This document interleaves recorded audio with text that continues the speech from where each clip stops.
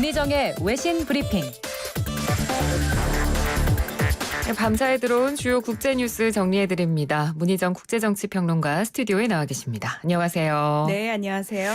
이 WHO의 대만이 옵서버 자격으로 참여하는 걸 지지하는 법안 미국 상원에서 만장일치로 통과됐다. 이런 소식이 있는데요. 이 내용부터 먼저 좀 전해주시죠. 네, 지난 11일 미국 상원은 대만이 오는 18일과 19일에 열리는 WHO 최고 의사결정기구인 세계보건총회에 참여하는 것을 지지한다는 내용이 담긴 법안을 만장일치로 통과시켰습니다.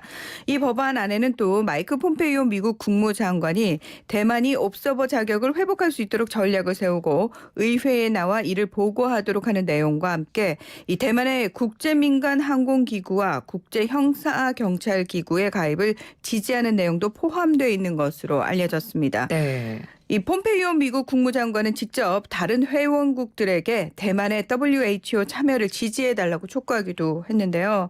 이 대만은 앞서 말씀하신 것처럼 이 친중 성향의 마행주 총통 집권 기간이 2009년부터 2016년까지는 WHO 옵서버 자격을 유지했지만 이 반중 성향의 차이 잉원 총통이 취임한 2016년부터는 중국의 반대로 자격을 상실을 했습니다. 네. 이번 법안에 대해서 대만 외무부 대변인은 법안 통과는 미국이 대만에 대한 강력한 지지를 보여준 것이라면서 대만은 이번 코로나19 방역을 위해 최선을 다해왔고 세계와 협력하고 있다고 강조했습니다. 예. 자, 한편 미국 여론조사기관 퓨리서치 센터가 대만인을 상대로 조사한 결과에 따르면 미국과의 정치적 연대를 지지한다는 응답자는 79%, 또 미국과의 경제적 연대를 강화해야 한다는 응답자는 85%, 또 미국에 대해 우호적인 시각을 가졌다고 답한 응답자도 68%에 달해서 네. 이 모든 문항에서 대만인들은 중국보다는 미국에 훨씬 우호적이라는 사실이 분명하게 드러나기도 했습니다. 네, 그렇군요.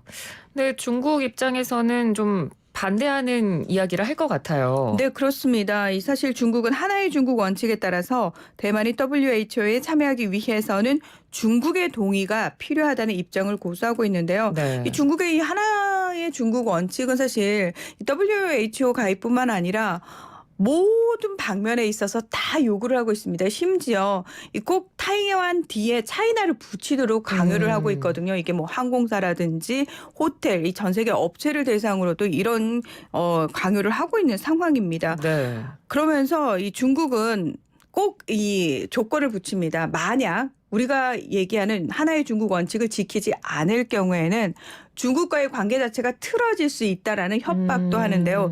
이번에도 이 대만의 WHO 옵서버 자격 회복에 찬성하는 국가들에 대해서 중국과의 관계가 毀손될 수 있다고 분명히 선을 그었습니다. 네. 또 게다가 이 막대한 지원금을 무기로 WHO가 중국 친화적인 정책들을 펴도록 유도를 하고 있고 저희가 여러 번 지적했죠. 이 WHO 역시 사실 중국 정부 눈치 보기에 지금 그러니까요. 굉장히 급급하고 있는 상황입니다.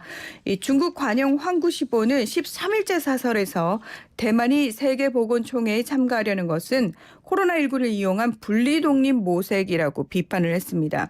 그리고 또 지난달 대만 해군이 25년 전 프랑스에서 도입한 라파예트급에 장착한 미사일 교란 시스템을 프랑스제 최신 장비로 교체한다고 발표를 했거든요. 그래서 이 부분과 관련해서도 13일 프랑스에게 양국 관계를 훼손할 수 있다는 이유를 들어서 이 대만에 무기를 판매하기로 한 계약을 무효화시키라고 압박을 했습니다. 네. 야, 이거 이렇게 나올 정도면은 사실 중국이 거의 무소불위의 권력을 지금 휘두르고 있다라고 볼 수 있겠죠. 네네. 이 중국 내에서도 무력 통일을 주장하는 민족주의 정서가 대두되는 등 대만에 대한 부정적인 여론이 폭증하고 있는데요. 자, 그렇다면 WHO의 공식적인 입장은 뭐냐? 네. 이 스티븐 솔로번 이 WHO 수석 법률관은 대만을 총회에 참가시킬 권한이 WHO에 없다. 회원국들만이 누가 총회에 참여할지 결정 내릴 수 있다면서 선을 긋는 모습을 보였습니다. 네, 뭐 미중 간의 갈등 지금 계속해서 좀 여러 가지 양상으로 나타나고 있는데 또 WHO를 빌미로 또 하나의 양상으로 번지고 있는 모습으로 봐야 될 것 같습니다. 자, 이제 다음은 뉴질랜드 소식인데요. 일자리가 없는 외국인들에게 본국으로 돌아가라 이렇게 촉구를 했다고요. 네, 사실 뉴질랜드에서는 외국인 노동자가 상당히 많은데요. 네. 사실 뉴질랜드 같은 경우에는 키위 재배라든지 1차 산업, 그러니까 농업에 종사할 노동자들이 상당히 부족하기 때문에 뭐 수확의 계절이 되면은 일시적으로 그런 외국인 노동자들을 임시 비자를 발급을 많이 해주기도 합니다.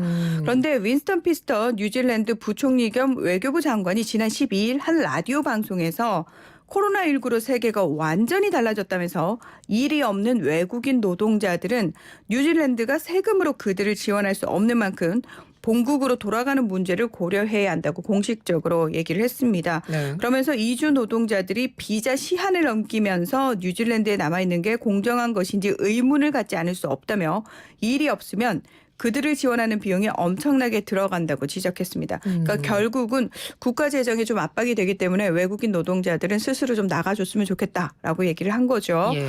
이 코로나19 초기 때 이미 5만여 명이 돌아갔고 외국에 있는 뉴질랜드인 역시 8만여 명이 귀국했기 때문에 이게 특별한 조치가 아니다라고 강조를 했는데요. 뉴질랜드에서는 현재 38만여 명의 외국인과 이주 노동자들이 있는 것으로 알려졌습니다.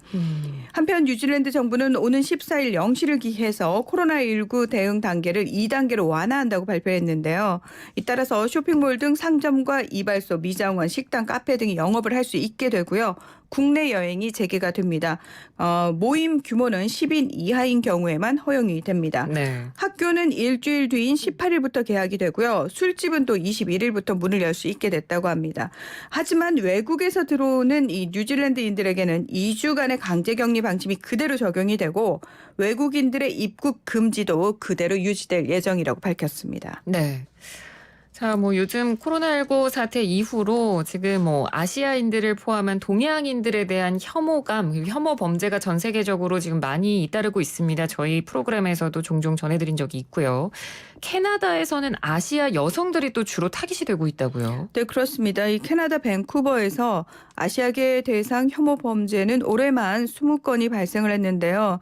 사실 지난 한 해 동안 발생한 사건 건수가 12건인데 그것과 비교하면 굉장히 많이 늘어난 거죠. 네. 게다가 이 20건 중에서 16건은 코로나19가 확산된 3월과 4월에 집중이 됐습니다.